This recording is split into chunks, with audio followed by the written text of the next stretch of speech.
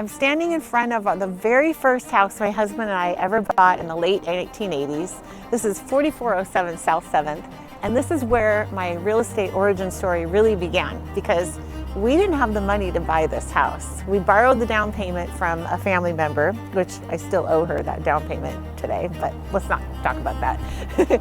We had a mentor that taught us before we even owned this home that if we could just buy our first house, just get into the very first one, with a goal to make that house into a rental someday. And that's what we did.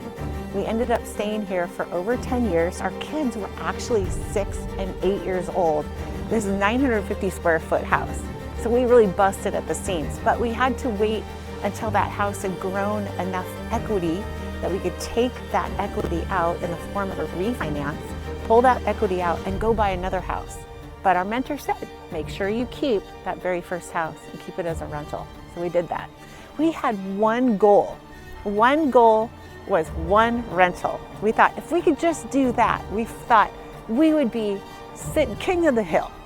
But that one little idea grew into doing it over and over and over and over again.